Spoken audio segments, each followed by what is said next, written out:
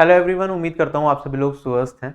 SSC CGL 2023 post preference already out हो चुका है फॉर्म। तो थोड़ा सा जानते हैं कि आपको क्या सैलरी मिलेगी जब आप जॉब में ज्वाइन करेंगे। ठीक है, अभी जो सैलरी बताऊंगा मैं प्रेजेंट के हिसाब से बताऊंगा। ठीक है, अभी नवंबर 2023 चल रहा है तो जुलाई 2023 से यही सैलरी चल रही है। और जब अब तक आप ज्वाइन करेंगे, ठीक है, दिसंबर क्रॉस हो चुका होगा, नया साल स्टार्ट हो जाएगा तो डियरेंस अलाउंस में आपका 2 से 3% का और हाइक हो जाएगा। तो जो भी सैलरी मैं आपको बताऊंगा इससे ज़्यादा ही आपको सैलरी मिल रही होगी। काफ़ी लोगों को क्वेरी रहती है सैलरी से रिलेटेड, सर कितनी मिलेगी, बेसिक पे इतना लिखा हुआ है, कैसे कैलकुलेट होती है सेंट्रल गवर्नमेंट एम्प्लॉयज की। वो सारी जो भी प्रॉब्लम्स है आपकी इस वीडियो से क्लियर हो जाएगी। तो आगे बढ़ते हैं। ठीक है, कुछ कंपोनेंट्स होते हैं सैलरी के, वो एक एक करके हम जानेंगे। सबसे पहले हम मोर और लेस बेसिक सैलरी देखते हैं। जैसे कि अगर हम बात करें एसएससी एमटीएस के थ्रू अगर सेलेक्ट होते हैं आप, तो एमटीएस जो पोस्ट होती है आपकी वो 1800 ग्रेड पे की पोस्ट होती है, लेवल 1। लेवल 1 मतलब सबसे छोटा, जैसे जैसे लेवल बढ़ते रहेंगे आपकी पोस्ट बड़ी होती रहेगी। और ऐसे ही ग्रेड पे की बात करूं तो ग्रेड पे भी आपका उस हिसाब से बढ़ता रहेगा। राइट, जैसे जैसे लेवल बढ़ेगा तो आप लेवल पकड़ लो या ग्रेड पे पकड़ लो, आपके ऊपर है। ठीक है, लेवल के हिसाब से जैसे ये लेवल 1 है तो इसमें बेसिक पे होती है इतनी, लेवल 2 का बेसिक पे इतना होता है, लेवल 3 का बेसिक पे इतना होता है, लेवल 4 का बेसिक पे इतना। ये हमारा बेसिक सैलरी का कंपोनेंट होता है, लेकिन इसके अंदर और भी बहुत सारी चीजें ऐड ऑन होती हैं, तो ये बहुत छोटा सा हिस्सा होता है हमारी सैलरी का। ठीक, तो अभी हम देखेंगे इसमें और क्या क्या चीजें ऐड होगी। आप पोस्ट देख सकते हैं, जैसे एमटीएस एग्जाम से आप रिक्रूट होते हैं तो एमटीएस लगते हैं, एलडीसी या जीएस से लगते हैं अगर आप सीएचएसएल एग्जामिनेशन से रिक्रूट होते हैं। ठीक है, ठीक है, ड्राइवर दिल्ली पुलिस लेवल 3 की पोस्ट में आता है। ठीक है, वहां लगेंगे तो अगर आप postal assistant, sorting assistant, tax assistant, UDC, SSA, data entry operator, stenographer grade D, ये सब लगते हैं। जो 2400 ग्रेड पे की पोस्ट है सीजीएल के थ्रू या स्टेनो के थ्रू, तो वो इस जगह आएगा। ऑडिटर अकाउंटेंट सीजीएल के थ्रू लगते हैं तो वो इस जोन के अंदर आपका आएगा। ठीक, ऐसे ही junior statistical officer, inspector NIA, SI grade 2, statistical officer grade 2 वाला जो है आपका सीजीएल के थ्रू डिविजनल अकाउंटेंट हो गया, या असिस्टेंट्स की पोस्ट है जो 4200 ग्रेड पे वाली है वो इधर आएगा। इंस्पेक्टर एएसओ या फिर असिस्टेंट्स भी होते हैं 4600 ग्रेड पे वाले, वो इधर आएगा। जैसे इनकम टैक्स इंस्पेक्टर हो गया आपका, assistant section officer ministry of external affairs हो गया, नॉर्मल सीएसएस हो गया, मिनिस्ट्री ऑफ रेलवे हो गया, एंड अदर थिंग्स। बाकी डिपार्टमेंट टू डिपार्टमेंट कुछ एक्स्ट्रा पर्क्स भी आपको मिलते हैं, उसकी बात फिलहाल हम यहाँ नहीं करेंगे। हम मेजर जो बेसिक सबको मिलेगा मिलेगा उसके बारे में हम बात करेंगे।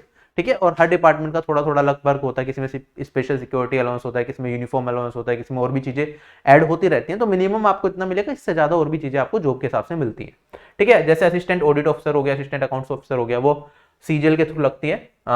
4800 ग्रेड पे की जॉब होती है, तो ग्रेड पे इसका सबसे ज्यादा हो गया, लेवल 8 की पोस्ट हो गई, ओनली गैजेटेड पोस्ट है एसएससी के थ्रू। ठीक है, इसका जो बेसिक पे होता है हमारा इतना होता है। तो ये हमने अलग अलग पोस्ट को स्प्लिट कर लिया। सीजीएल, सीएचएसएल, एमटीएस या ग्रुप बी लेवल तक जितने भी पोस्ट आप देखेंगे उनका पे ग्रेड कुछ इस तरीके से चलता है। अब एक होता है डियरनेस अलाउंस। ये बेसिकली क्या होता है कि आप देखते हैं डेली बेसिस पे महंगाई बढ़ती रहती है, तो उस चीज को कंपनसेट करने के लिए, क्योंकि बेसिक पे आपका सेम रहेगा, हर साल आपका डियरनेस अलाउंस चेंज होता रहता है। ठीक है, अभी के टाइम पे जुलाई 2023 से ये चल रहा है हमारा 46%। साल में 2 बार रिवाइज होता है, एक बार 1 जनवरी को, एक बार जुलाई में आपका रिवाइज होता है 6-6 महीने के ब्रेक के बाद। तो अभी 46% है। जब आप जाएंगे आगे, मतलब जब आपकी ज्वाइनिंग होगी, अगर नवंबर के बाद, दिसंबर के बाद जनवरी में आपकी ज्वाइनिंग होती है, तो आपको ये बढ़ावा मिलेगा। ठीक है, अगर दिसंबर में भी हो जाती है तो एक महीने की सैलरी में 46% रहेगा, अगले महीने की सैलरी जैसे आप जनवरी में पहुंचेंगे तो ये बढ़ चुका होगा, तो आपका डीएनएल अलाउंस और ज्यादा मिलेगा इससे। अब डीएनएल अलाउंस क्या होता है, 46% ऑफ बेसिक पे अभी चल रहा है। ठीक है, तो बेसिक सैलरी या बेसिक पे आपका हो गया इतना, तो इसका 46% निकालूंगा तो डीएनएल अलाउंस हो गया ये इस आपकी सैलरी में ऐड होगा। उसके बाद होता है एचआरए, हाउस रेंट अलाउंस। ठीक है, हाउस रेंट अलाउंस के 3 कंपोनेंट होते हैं बेसिकली। ठीक है, एक्स सिटी, वाई सिटी और जेड सिटी। ठीक है, ये अलग अलग तरीके से गवर्नमेंट ने स्प्लिट किया हुआ है, इसका एक फिक्स क्राइटेरिया होता है। तो बेसिकली क्या होगा कि आप जहां पे भी जॉब कर रहे होंगे वहां पे आपको या तो गवर्नमेंट का क्वार्टर मिलेगा। ठीक है, अगर आप क्वार्टर ले लेते हैं तो बहुत अच्छा है, फिर आपको हाउस रेंट अलाउंस नहीं मिलेगा। अगर आप गवर्नमेंट का क्वार्टर नहीं लेते हैं या नहीं मिलता है तो आपको हाउस रेंट अलाउंस दिया जाता है।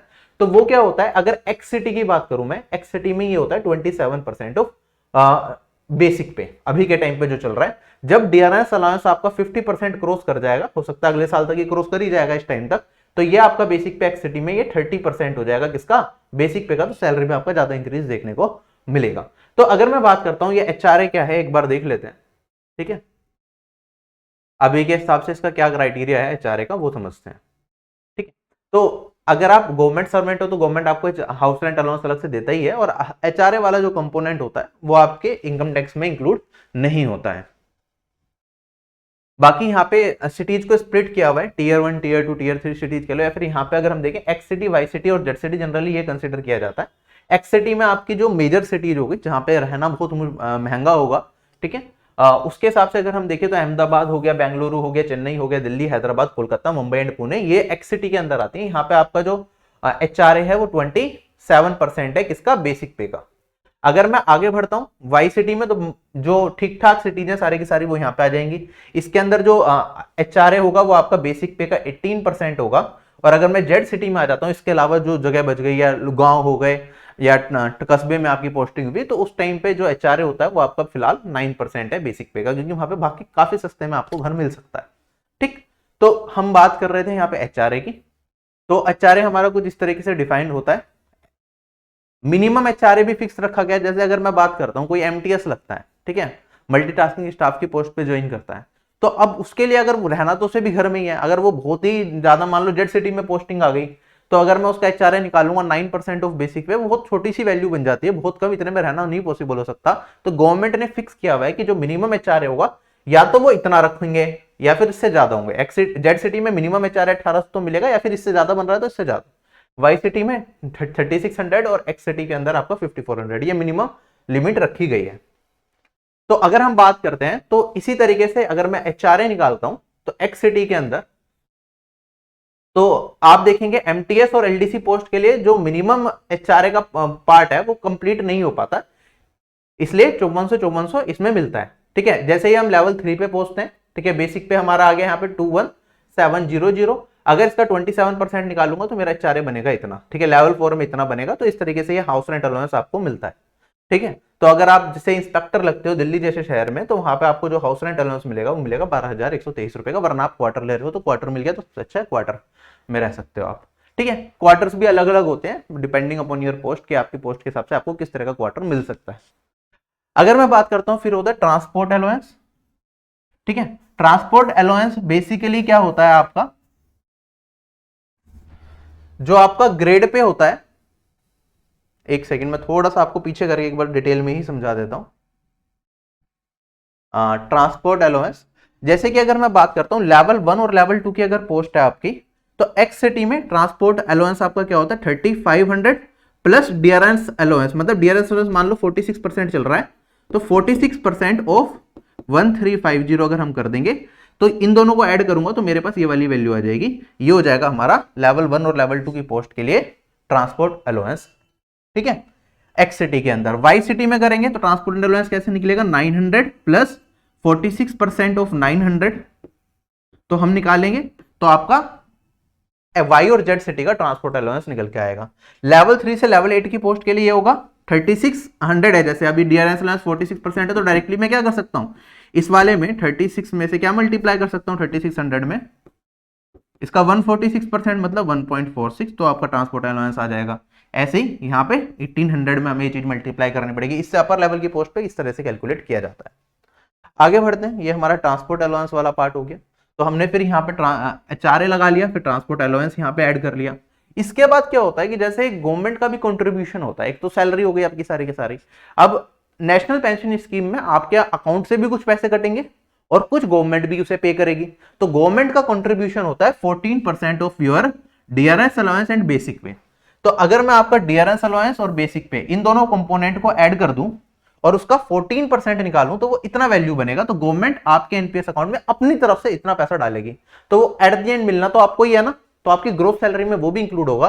और इन सभी फैक्टर्स को अगर मैं इंक्लूड कर दूं तो आपकी जो ग्रोथ सैलरी बनेगी वो इतनी बनेगी। तो अगर अभी की बात करूं 4800 ग्रेड पे एओ लगते हो आप, तो इसकी आपकी जो ग्रोथ सैलरी है इस टाइम पे वो 97,333 है, जो हर साल में 2 बार तो रिवाइज होनी ही होनी है, और कई बार एचआरए भी बढ़ जाता है तो ज्यादा। जैसे ही आपका प्रमोशन होगा तो एक अलग से आपको इंक्रीमेंट मिलेगा। ठीक है, तो इस तरीके से चीजें चलती रहती हैं। और भी इंक्रीमेंट्स होते हैं, वो आपको जैसे जैसे आप जॉब में जाएंगे तो समझ आ जाएगा। अभी बेसिक बेसिक चीजें आप समझो। कुछ स्टेट्स ऐसी होती हैं जो प्रोफेशनल टैक्स लेवी करती हैं, तो 200 रुपए आपको अलग से टैक्स भी भरना पड़ता है हर महीने। ठीक, तो मोटा मोटा चीज तो ये हो गया। अब इनकम टैक्स जो भी बनेगा आपका वो इसके ऊपर आप अलग से पे करेंगे। कुछ डिडक्शन भी होती है। अब डिडक्शन किस तरीके से होती है, जैसे कि एक होता है सेंट्रल गवर्नमेंट हेल्थ स्कीम। तो आपके और आपके परिवार में किसी को भी कोई भी दिक्कत आती है तो गवर्नमेंट के हॉस्पिटल या फिर गवर्नमेंट इंपैनल्ड हॉस्पिटल में आप इलाज कराएंगे अपना, तो वहां पे आपका सारा का सारा वो कवर होता है।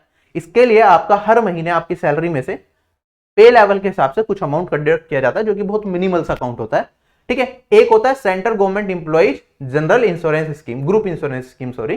तो इसमें क्या होता है कि अगर आपकी बाई चांस किसी वजह से डेथ हो जाती है तो उसके लिए एक लमसम अमाउंट आपकी फैमिली को दिया जाता है। एनपीएस अलग है और ये ग्रुप इंश्योरेंस स्कीम वाला अलग है, तो इसके हिसाब से भी आपको एक पर्टिकुलर अमाउंट दिया जाता है। तो आपको यहाँ पे इंश्योरेंस भी हो जाता है, उसके लिए ये पैसे डेबिट करे जा रहे हैं आपकी सैलरी में से। ठीक है, अगर मैं बात करता हूं आपको अगर इनहैंड सैलरी निकालनी है कि आपकी इनहैंड सैलरी हाथ में कितना पैसा मिलेगा, तो ग्रोस सैलरी ये हो गई। अब मैंने बताया था गवर्नमेंट का कंट्रीब्यूशन जो ग्रोस सैलरी में ऐड करा था वो आपके एनपीएस अकाउंट में जाएगा, आपको नहीं मिलेगा। साथ ही साथ आपको भी अपने एनपीएस अकाउंट में पैसा डालना होता है, हर महीने आपको कट के मिलता है। तो आपकी तरफ से 10% ऑफ डियरनेस अलाउंस और बेसिक पे इतना पैसा आपके सैलरी में से कटेगा। तो टोटल जो आपको इनहैंड सैलरी मिलेगी एक्स सिटी में वो लगभग इतनी इतनी मिलेगी। लेकिन जो ये पैसा जा रहा है ये एनपीएस अकाउंट में आपके में ही जा रहा है, जो विद इंटरेस्ट आपको फ्यूचर में मिलता है। इसके अलग अलग गाइडेंस होते हैं, कब कितना निकाल सकते हो, जो भी चीजें हैं वो आप बाद में डिटेल में देख सकते हैं। लेकिन है ये आपका ही पैसा, ये किसी और का पैसा नहीं है। तो बस जो डिडक्शन है बेसिकली एक तो ये हो गई आपकी सीजीएचएस, ये हेल्थ स्कीम में जाएगा कुछ पैसा जनरल इंश्योरेंस स्कीम में जाएगा, और कुछ पैसा अगर गवर्नमेंट काटेगी तो वो कुछ जो स्टेट्स हैं जो 200 रुपए का प्रोफेशनल टैक्स कुछ लेती हैं कुछ नहीं लेती तो वो कटेगा। बाकी जो इनकम टैक्स बनेगा वो आपको अलग से पे करना पड़ेगा। इतनी सैलरी पे आपको कुछ ज्यादा इनकम टैक्स तो बनना नहीं है, तो इतनी बड़ी टेंशन नहीं है। मैक्सिमम लोगों का इनकम टैक्स नहीं बनने वाला। अगर मैं बात करता हूं तो पूरा का पूरा एक्स सिटी का आप चार्ट यहाँ पे देख सकते हैं कि किस तरीके से चीजें चलेंगी। इसी तरीके से अगर मैं जाता हूँ वाई सिटी पे तो वाई सिटी का कुछ इतना रहेगा, और अगर आपकी जेड सिटी में पोस्टिंग होती है तो उस केस में आपकी जो सैलरी रहेगी इतनी रहेगी। तो अगर मैं यहाँ पे सबसे पहले एक्स सिटी में एमटीएस को ही देखूं तो एमटीएस की जो अभी ग्रॉस सैलरी चल रही है, कल एक बच्चे का मेरे पास वीडियो में कमेंट आया था कि मैंने बताया था ना आपको अगर एक्स सिटी में आपकी पोस्टिंग होती है तो जो ग्रोस सैलरी है वो 35,000 से ऊपर ही रहेगी। तो उस बच्चे का यही कमेंट आया था कि मेरे सर 27-28 हजार रुपए मिल रहे हैं, आप 35,000 बता रहे हो, ये कैसे है? वो इसलिए क्योंकि भैया आपको इनहैंड सैलरी मिल रही है ये, और आप एक्स सिटी में होते तो 30 मिलती है, एक्स सिटी में भी नहीं होंगे, आप वाई सिटी में होंगे, जेड सिटी में होंगे, तो आपको हो सकता है 27 या 28 हजार कुछ मिल रहा हो। लेकिन ग्रोस सैलरी एमटीएस की भी एक्स सिटी के अंदर 37,330 के आसपास रहेगी। थोड़ा 2-4 रुपए आगे पीछे हो जाए तो उससे मत करना, मैंने रफ एक एस्टिमेशन आप लोगों को यहाँ पे दिया है। ठीक है, और अगर आप डबल तक पहुंचते हो तो यहाँ पे आपकी सैलरी 97,333 के आसपास ग्रोस बन रही है। अच्छा, अब यहाँ पे तो ये नॉर्मल सैलरी हो गई, जैसे एक्साइज इंस्पेक्टर में यूनिफॉर्म अलाउंस मिलता है, ठीक है, दिवाली बोनस भी कहीं कहीं आपको दिया जाता है, तो वो चीजें अलग हैं। ठीक है, वो भी मिलेगा। जैसे आप पुलिस फोर्स ज्वाइन करते हो तो ये सैलरी तो है ही पुलिस फोर्स के अंदर भी।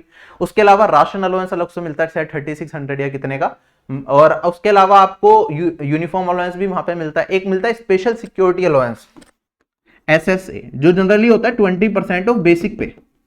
तो ये आपको कहां कहां मिलता है, जैसे एनआईए ज्वाइन करोगे तो वहां पे मिलेगा, आईबी के अंदर आपको ये मिलेगा, इंटेलिजेंस ब्यूरो के अंदर, सीबीआई के अंदर आपको ये मिलता है। ठीक है, और इसके अलावा ये आईबी की कोई भी जॉब ज्वाइन करोगे तो वो मिलेगा। इसके अंदर भी एक्स्ट्रा और चीजें भी होती हैं, जैसे 20% ऑफ बेसिक पे ये तो स्पेशल अलाउंस आपको मिलता ही है। साथ ही साथ अगर आपकी पोस्टिंग हार्ड सिटी के अंदर होती है तो हार्ड सिटी अलाउंस फिर आपको अलग से मिलता है उसके ऊपर। ठीक है, उसके अलावा प्रोविजन भी होता है कुछ डिपार्टमेंट्स के अंदर, शायद ईडी में होता है या किस में होता है, ईडी के अंदर भी शायद स्पेशल सिक्योरिटी अलाउंस होता है, मेरी पुरानी वीडियो देख लेना उसमें बताया होगा। ठीक है, तो उसमें ये होता है कि अगर आप सैटरडे को भी वर्क करते हो तो उसकी भी आप सैलरी ड्रॉ कर सकते हैं। 30 मंथ सैलरी वाला सिस्टम होता है। वो कब हो जाता है कि आप सारे सैटरडे को अगर वर्क कर रहे हो तो उसकी भी आपको सैलरी दे दी जाती है। अगर वर्क नहीं कर रहे तो ऑब्वियसली नहीं मिलेगी आपको एक्स्ट्रा सैलरी। ठीक, तो ये सारे के सारे कुछ अलाउंसेस होते हैं। आई होप ये सबसे ज्यादा मोटिवेट क्या करता है कि हम अपने घर की फाइनेंशियल सिचुएशन सही करनी है, फाइनेंशियल स्थिति सही करनी है, पूरी जिंदगी बितानी है, फाइनेंसिस पे वो चलने वाली है। तो एक जो गवर्नमेंट जॉब में आपको सैलरी मिलती है कंपेरेटिवली जो आप वर्क करते हो उसके प्राइवेट के कंपेरिजन में थोड़ी बेटर मिलती है। ठीक है, और बाकी यह है कि लाइफ टाइम आपकी सिक्योरिटी रहती है यहाँ पे, एक बार आप जॉब ज्वाइन कर लेते हो तो मुझे लगता है कि सबसे बड़ा मोटिवेशन सैलरी ही होता है। ठीक है, फर्स्ट मोटिवेशन सबसे बड़ा सैलरी हो सकता है, उसके बाद सेकंड मोटिवेशन में चीजें आती है कि कौन सा काम आपको पसंद है, और बाकी सारी चीजें धीरे धीरे चलती हैं। ठीक, तो ये सारी की सारी चीजें, बाकी आप लोग अपनी तैयारी अच्छे तरीके से कर ही रहे हैं। जो लोग सीजीएल 2024 को प्रिपेयर कर रहे हैं तो अपनी तैयारी अच्छे तरीके से करते रहो। अगर आपको लगता है कि आपको कोर्सेज की नीड है, आपको कंप्लीट तैयारी करनी है, एक डेडिकेटेड शेड्यूल के साथ पूरा पढ़ना है, तो आप आरबी एप्लीकेशन से अपनी कंप्लीट तैयारी कर सकते हैं। ठीक है, जिसमें अभी 15 नवंबर को एक ग्रुप स्टार्ट हुआ था जिसमें बेसिकली आपको सारी चीजें बताई जाती हैं, कैसे कैसे आपको क्या क्या चीजें पढ़नी है, क्या क्या करना है, कोर्स की कौन कौन सी क्लासेस कब कब कैसे कैसे देखनी है, कब क्या मूव देना है, सारी चीजें। फिर उसमें हमारी जिम्मेदारी जो होती है कि आपको पूरी तरीके से ट्रेन करना एग्जामिनेशन के लिए 2024 के लिए। तो वर्किंग एस्पिरेंट्स के लिए भी हमने अलग से कर दिया है अभी, और नॉर्मल जो यूजर्स हैं, बिगिनर्स हैं, उनके लिए अलग से है ही। और ये जो नेक्स्ट ग्रुप स्टार्ट होगा वो आपका 1 दिसंबर से स्टार्ट होगा, ठीक। और सारे सब्जेक्ट से complete courses with PDF, video solution, सब कुछ अवेलेबल है, जिससे कि आपको कोई भी दिक्कत ना आए अपनी तैयारी में, ठीक है। आप अपने कन्वीनियंस के हिसाब से सारी क्लासेस को देख सकते हैं, रिकॉर्डेड क्लास सारी अवेलेबल रहती है। Bye bye everyone, take care, have a nice day and जय हिंद।